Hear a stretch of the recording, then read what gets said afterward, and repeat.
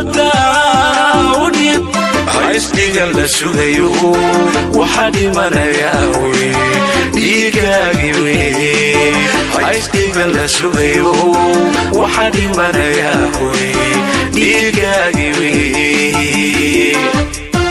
haddiiba qaadka aysan dowlad dareen maxaa diidan 4.5 in lagu qaybiyo walba ummadda Soomaaliyeed qabiil walba dhaqaaluhu ha gaaray haddiiba qaadka cid gooniyo loo xirayo waxaa habboonay dowladdu ayadu inay xirato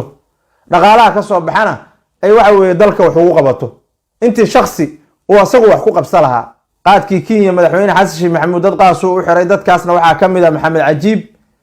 iyo Cabdullaahi Maxamed Nuur oo madaxweyne Xasan Sheikh Maxamuud ay qaraabo yihiin macnaha abgaal wada yihiin markii la isbarbar dhigo madaxweyne Xasan Sheikh iyo madaxweynihii hore farmaajo abaroonaayo qaadka federaal ka dhigay oo la dhihi jiray Cali Yara Cali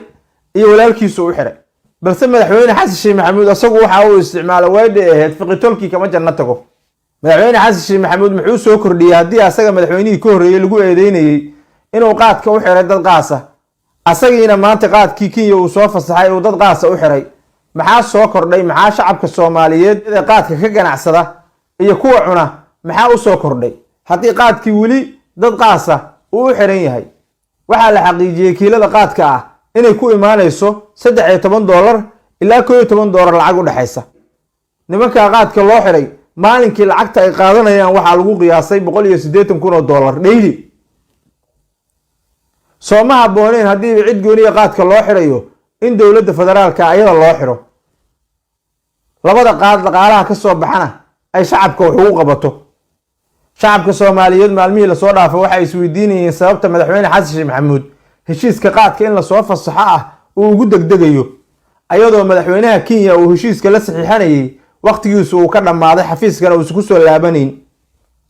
ayadoo ra'iisul wasaarihii weli uusan soo magacaabin golihii wasiirada sababta madaxweyne Xasan Sheikh Maxamuud heshiiska qaadka in la soo fasaxo uu ugu degdegayo ayaa shacabka Soomaaliyeed isweydiinayay waxa la isweydiinayay madaxweyne Xasan Sheikh Maxamuud inta madaxweynaha kale Kenya ka yimaado muxuu sugalaya wasiirada inta la soo magacaabo muxuu sugalaya balse muhiimaddu waxa ay ahayd qaadka madaxweynuhu inuu u boobo dad qaraabo la ah su'aasha aan weydiinayo shacabka Soomaaliyeed ee daawanaya waxa ay tahay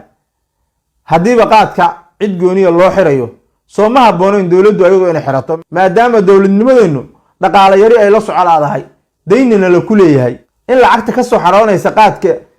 Kenya iyo kan Ethiopia ay dowladdu xirato Soomaha habbooneen oo lacagta ayadu ay qaadato bal aragtidaada commentiga nugu la wadaag hadalhaynta maanta social media la hadalhayana waa taas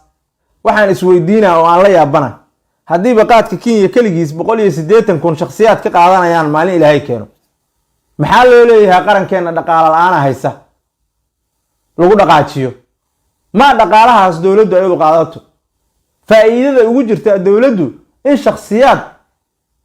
ay dhaqaalahaas qaataan maxay tahay qof kastoo muwaadin Soomaaliyeed su'aasha jawaabteeda ka raba war jiraaba cakaaru imaan maanta laga hadli maayo kalluuna qaad lagu bedelaa maanta laga hadli maayo Kenya kalluun raraysa Ethiopia kalluun raraysa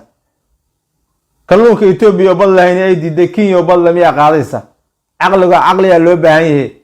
muuqaalkan si shar garay oo la garay si uu gaaro shacab badan daawada hadaan lagu cusubtaan lagu soo biir